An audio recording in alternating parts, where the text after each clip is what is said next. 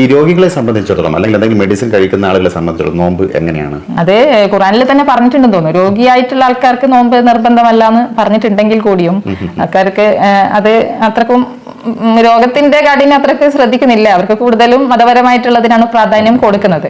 അപ്പോൾ കൂടുതൽ ആൾക്കാർ രോഗിയായിട്ടുള്ള ആൾക്കാരും നോൻപെടുക്കുന്നുണ്ട്. അപ്പോൾ ഓരോരുത്തരുടെയും അസുഖത്തിനനുസരിച്ചിട്ട് അവരുടെ ലക്ഷണങ്ങൾക്ക് അനുസരിച്ചിട്ട് അത് മുമ്പോട്ട് പോകണം. ജനറലായിട്ട് പറയുന്ന ബുദ്ധിമുട്ടാണ്. അപ്പൊ പല പല അസുഖങ്ങളുള്ള ആൾക്കാരുണ്ടാവും. അതേപോലെ ഷുഗർ പേഷ്യൻസ് ആണ് ഏറ്റവും കൂടുതൽ ശ്രദ്ധിക്കേണ്ടത്. അപ്പോൾ നോമ്പിന് മുമ്പേ തന്നെ ഏതാണോ ഡോക്ടറെ കാണിക്കുന്നത് ആ ഡോക്ടറെ അടുത്ത് പോയി ഇൻസുലിൻ എടുക്കുന്നവർ അതിനനുസരിച്ച് ഡോസ് ക്രമീകരിക്കുക. ടാബ്ലറ്റ് എടുക്കുന്ന ടൈമിലൊക്കെ വ്യത്യാസം വരും. അപ്പൊ അതൊക്കെ ഡോക്ടറെ കണ്ടിട്ട് പ്രോപ്പറായിട്ട് അതിന്റെ കാര്യങ്ങളൊക്കെ ചെയ്യുക. പിന്നെ ഒരുപാട് സമയം ഈ ഒന്ന് ഭക്ഷണം കഴിക്കാണ്ട് വെള്ളം കുടിക്കാണ്ട് നിൽക്കുന്നതുകൊണ്ട് ചിലപ്പോൾ ഷുഗർ ലെവൽ വല്ലാണ്ട് താണു പോകുന്ന ഒരു സാഹചര്യം ഉണ്ടാവാറുണ്ട്. അപ്പൊ അതിന്റെ ലക്ഷണങ്ങൾ എന്തൊക്കെയാണ് പ്രോപ്പറായിട്ട് മനസ്സിലാക്കുക. ഷുഗർ കൂടുതലായിട്ട് വരുന്നവർക്ക് അതിനനുസരിച്ചുള്ള മാറ്റം വരുത്തുക.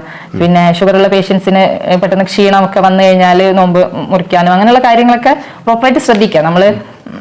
അല്ലെങ്കിൽ അപകടാവസ്ഥയിലേക്ക് എത്തിച്ചേരും.